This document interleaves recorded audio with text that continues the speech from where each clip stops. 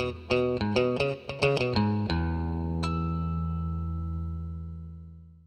everyone, and welcome to another one of our videos. Today I'm going to be doing a quick review and a little bit of installation of these Vepagoo rear hatch lift struts for my 2011 Nissan Xterra.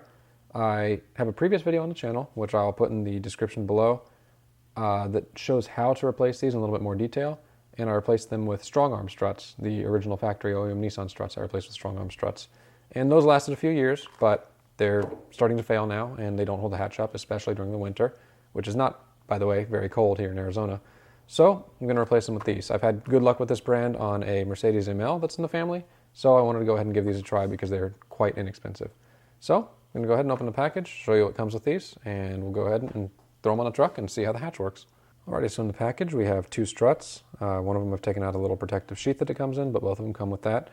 And these are branded with the Vepagoo name on it. Has all of your typical warnings, and it has the little Nissan specific, and this is applicable to a lot of other vehicles, but the proper mounting hardware and function for your particular vehicle. So I'm going to go ahead and go to the back of the truck, show you what the old struts look like, the ones that are worn out, and then I'll throw these on and show you kind of the before and after. All right, so here's the truck with the old lift struts, and these aren't completely shot yet, but they lift the trunk very, very slowly, and even though it looks like it's at the top of its travel right now, there's actually a little bit more that can go. So that's why I'm replacing these. Main reason is because they lift extremely slowly. If I pull this guy down, they kind of just, they're a little bit slow. They're getting a little bit weak, a little bit tired.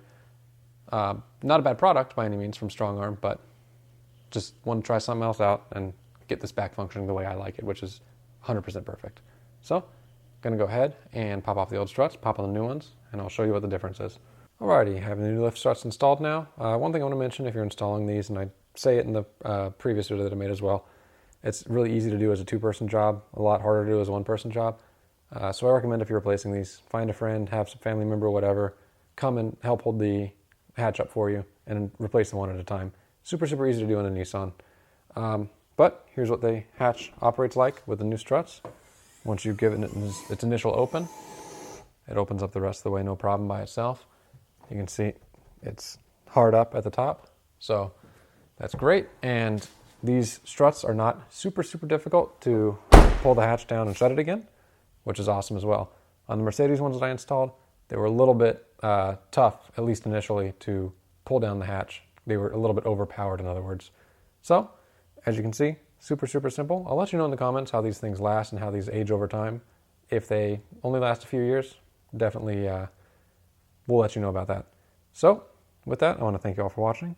Hope you found the video informative, and I'll see you in the next one.